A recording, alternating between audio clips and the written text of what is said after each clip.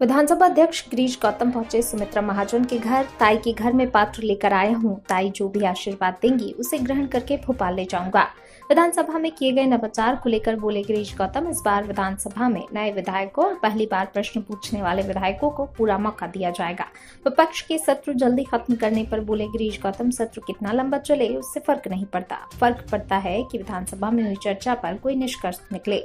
विधानसभा के कर्मचारियों की समस्याओं के निराकरण के लिए बोले हैं, विधानसभा एक परिवार की तरह है जिसका मुखिया फिलहाल मैं हूं, इसलिए उनकी समस्या का निराकरण करना मेरा दायित्व है। संभवतः आपका इंदौर का ये पहला दौरा है, क्या आज कार्यक्रम रहेंगे आपको? ये सबको प्रणाम करता हूँ, पूरे इंदौर निवासियों को प्रणाम करता हूँ। इंदौर आकर के ताई का आशीर्वाद लेने आया हूँ और इसीलिए उनके निवास पर आया हूँ। कोई सार्वजनिक कार्यक्रम नहीं है और उनका आशीर्वाद प्राप्त किया, इसके बाद भोपाल लौटता है। सर, विधानसभा अध्यक्ष बनने के बाद बहुत सारे नए प्रयोग आपने किए हैं। 4 चीज़ों का नवाचार मैंने शुरू किया। एक तो ये कि जो प्रथम बार के विधायक आते हैं उनको अवसर कम मिलता है अपनी बात उठाने का या रखने का, क्योंकि हमारे यहाँ सलाहकार सिस्टम होती है, उससे जिसके लॉटरी में आएगा वही आएगा। तो मैंने ये तय कर लिया कि जो प्रश्नकाल के भीतर जितने प्रश्न प्रथम बार वालों के हैं उन्हीं को लॉटरी में डालो, तो 25 के 25 जो निकलेंगे केवल प्रथम बार वाले निकलेंगे। और मैंने करके देखा। और दूसरा काम ये किया कि कई बार होता है कि विधानसभा या संसद के भीतर भी, संसद में तो ताई के सामने कम होता रहा होगा, विधानसभा में ज़्यादा होता है। जब वो पहली बार का विधायक जब खड़ा होता है किसी पूरक प्रश्न के लिए, तो जो सीनियर विधायक हैं वो उसके प्रश्न को अपनी तरफ से करने को तो वो अपना ये कहते हैं कि हम सपोर्ट कर रहे हैं, उसको मदद कर रहे हैं, पर मदद करने की जगह में वो अपनी बात ज़्यादा कहना चाहते हैं। इसीलिए मैंने उसमें रोक लगा दी कि नहीं, ऐसा नहीं होगा।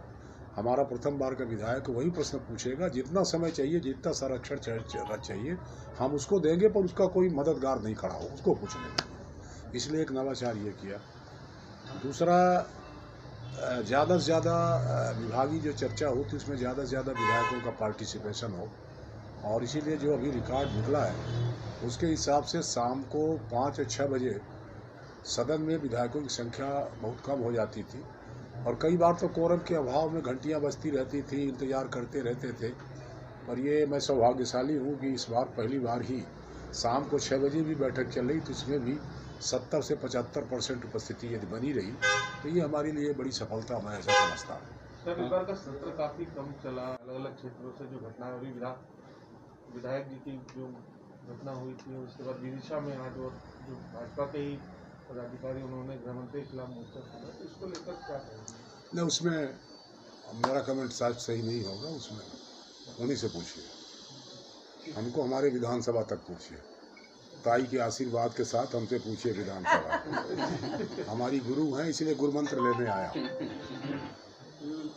लगातार। लेकिन भाजपा के सभी वरिष्ठ नेता ताई से मुलाकात करने के लिए आते थे, जो विधानसभा में आना जरूरी था।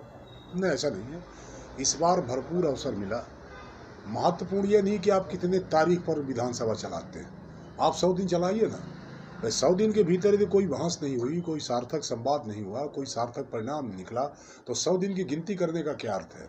यदि हम कम दिनों में ही ज़्यादा समय दे करके हम वहाँ ज़्यादा संवाद की स्थिति पैदा कर सकते हैं, ज़्यादा लोगों को बोलने का अवसर दे सकते हैं, जो किया इस बार उसे काफ़ी है उतना। दूसरा ये है कि इस कारण से नहीं बंद किया गया कोई, अभी तो सब ठीक है चल रहा, तो कोई गड़बड़ थोड़ी था, सब ठीक था। वो कोरोना का हमारे कर्मचारी, हमारे मार्शल कई आ गए, 5-5 विधायक कोरोना से पीड़ित हो गए, और सरकार ने नाइट कर्फ्यू लगा दिया। तो सरकार का नाइट कर्फ्यू धारा 146 लगने के बाद मैं ऐसा समझता हूँ कि विधानसभा चलाए रखने से एक संदेश गलत जाता, इसलिए हुआ कि हम ही सरकार की बात को नहीं मान रहे हैं, इसलिए उसको बंद करना पड़ा। हमने 3 कमेटियाँ बनाई हैं। जैसे अभी एक चीज़ हो रही थी कि जो कर्मचारी हैं वहाँ, ख़ास तौर पर मिनियल्स हैं, चतुर्थ श्रेणी के हैं, डेली वेज के हैं, तो उनके सामने संकट था कि उनकी बात कौन करे, क्योंकि उनको स्पीकर से मिलने ही नहीं दिया जाता था। तो हमने ये नवाचार किया कि भाई हम स्पीकर आए हैं, परिवार के मुखिया हैं, उनको हमसे मिलने क्यों नहीं दिया जाता। उनसे अलग से बैठ करके बातचीत की, उनको अलग उनकी समस्याओं को सुना, और वो सुन करके एक समितियाँ बना दी कि इनकी समस्याओं को क्या प्रतिवेदन हो सकता है, उसको दीजिए, उसका फैसला हम करेंगे। जैसे एक छोटी बात आपको बताते हैं, 8 साल 10 साल हो गया, जो संपदा से जो मकान निर्माण होते हैं उन मकानों के निर्माण में विधानसभा को भी एक हक है, उसका कोटा तय है। 3 से 5% हमको भी मकान मिलना चाहिए।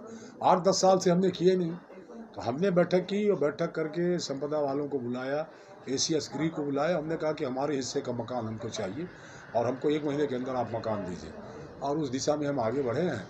और उन्होंने कहा भी है कि 40 के आसपास मकान हम अभी दे देते हैं, आप सूची दीजिए, हम तत्काल अलाट कर देंगे। इस तरह से छोटी छोटी बातें थी जिनको हमने करने का प्रयास किया कि आखिरकार वो भी तो उसी परिवार का सदस्य है, मेहनत करता है, रात दिन करता है, और उसकी भी नहीं सुने, केवल विधायकों की सुन करके चले जाए, ये भी शायद ठीक नहीं होगा। केवल सदन के हम वहाँ पर संरक्षक थोड़ी हैं, जो विधानसभा के हमारे काम करने वाले लोग हैं उनका भी संरक्षक हूँ, उनका भी ध्यान रखना पड़ेगा, इसलिए मैंने इस दिशा में काम किया। जहाँ पर उनकी बात जानी चाहिए वहाँ पर कोई सुनने वाला नहीं है। नहीं, मैं आया हूँ लेने, तो मैं कुछ सीखने आया हूँ ना, तो सीखने आया हूँ तो कुछ तो ले के जाऊँगा ना, कुछ तो ले के जाना अपने को। यदि हम आए हैं पात्र लेकर खड़े हुए हैं, हमारे पात्र में जो ये डाल देगी वो लेकर के मैं चला जाऊँगा। मैं तो पात्र लेकर के खड़ा हूँ इनके सामने ना, तो पात्र लेकर के कोई सामने खड़ा होता है तो डाल, इनका काम है कितना हमारे पात्र में डालती हैं, वो लेकर के जो दे देंगे वो